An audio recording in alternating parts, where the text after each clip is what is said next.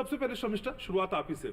लगातार हम ये चर्चा करते रहे हैं, बार बार करते रहे हैं, हम और आप भी कई बार कई एपिसोड्स में इस तरह की चर्चा कर चुके हैं, लेकिन फिर भी आज हम चर्चा ही कर रहे हैं। ये सूरत बदलती हुई नजर क्यों नहीं आती?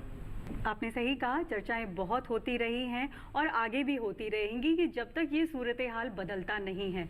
हम आधी आबादी की बात करते हैं, लेकिन वो आधी आबादी जब अधिकार की, हक की बात होती है तो वो अंधेरे में चली जाती है।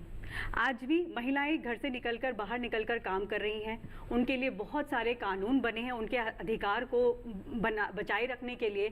लेकिन कानून बनने से क्या होता है, जब तक समाज इन टोटलिटी उसको एक्सेप्ट नहीं करेगा, उसको अपने बराबर का नहीं समझेगा, उसे अपने से कमतर नहीं समझेगा, तब तक कानून बनाने से काम नहीं चलेगा।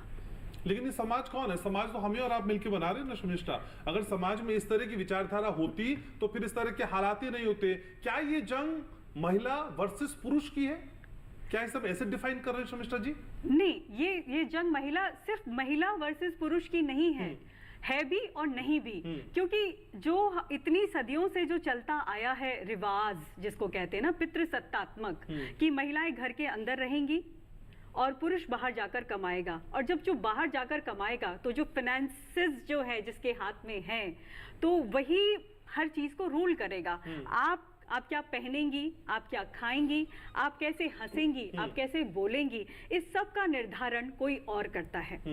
घर में आपको कोई बच्ची जब बड़ी होती है, या एक आपने आमतौर पर देखा होगा, कितनी फिल्मों में हमने देखा, कितनी डॉक्यूमेंट्री सीरीज में हमने, कितनी कहानियों में हमने देखा है कि जब लड़का और लड़की होते हैं गांव में, तो दूध जबकि गांव में ही होता है ना, गाय भैंस मवेशी होते हैं, लेकिन फिर भी दूध लड़के को दिया जाता है क्योंकि उसे मजबूत बनना है। लड़की को दूध कम दिया जाता है या बिल्कुल दिया ही नहीं जाता। जिसके हाथ में पैसा होगा उसी की चलेगी, और तभी पितृसत्तात्मक जैसी चीज हम जो बोलते हैं वो समझ में आती है।